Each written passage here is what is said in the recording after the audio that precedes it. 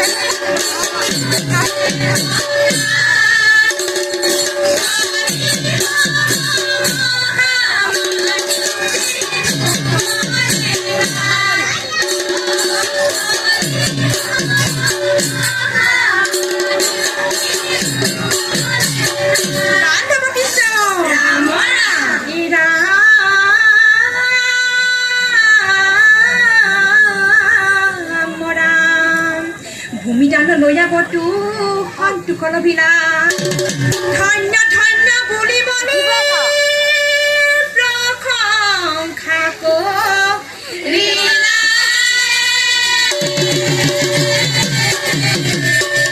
ৰাম বলি তোমাৰ মহাত্যাগৰ আদৰ্শ নেকি চন্দ্ৰ সূৰ্য থাকে মানে থাকিব জিলিকি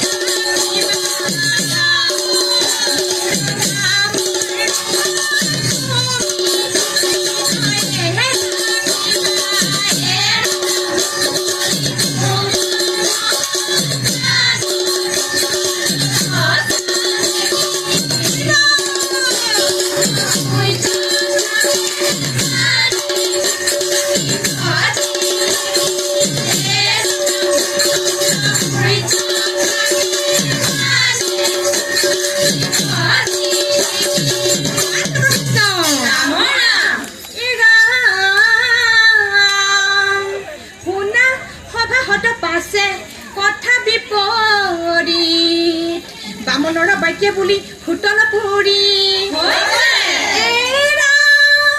বিপ্লৱ পাতিবহে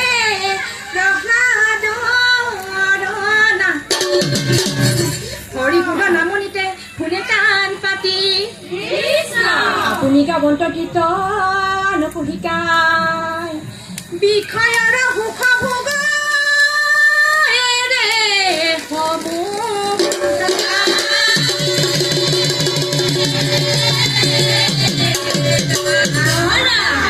নাচে পনিৰাই হৰি গুণ গাই নাচে পনিৰাই হৰি গুণ গাই নাচে আৰু গুণ আছে পনিৰাই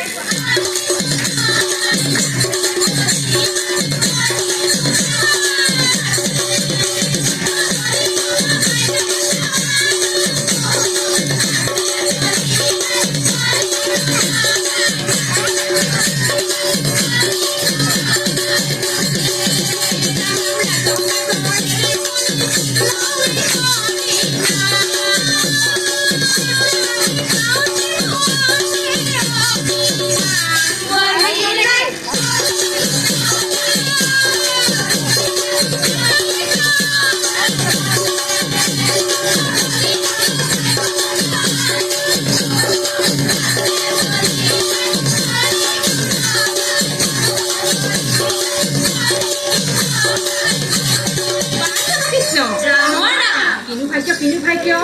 দানৱ ঈশ্বৰ হৈলো আহি চক্ৰ মাধৱৰ ভকতৰ বন্ধু হৰি হাতে ধৰি গদা ৰাজত আহি থাকন্ত হয় ব্ৰদা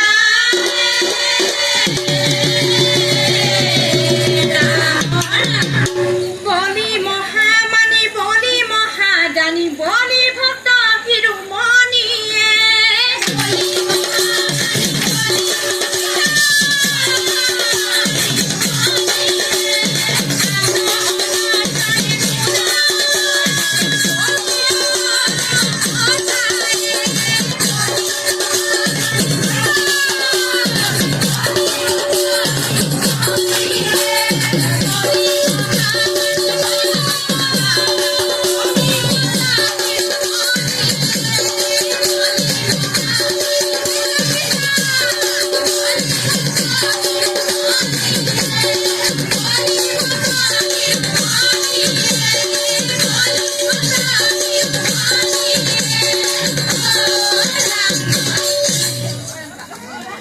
পাপৰ পৰা সমৰ্থন কৰিব কৃষ্ণ হৰি কৃষ্ণ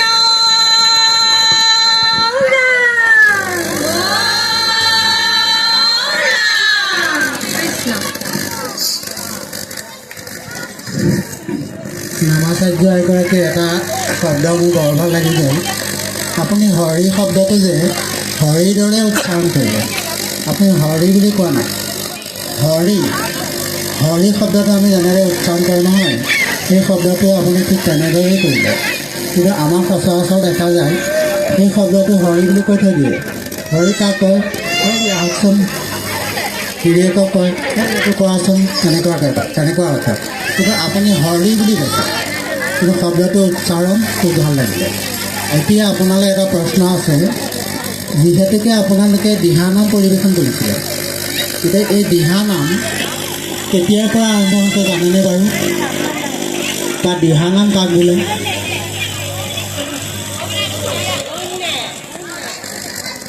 কোনোবাই জানিব নেকি দলৰ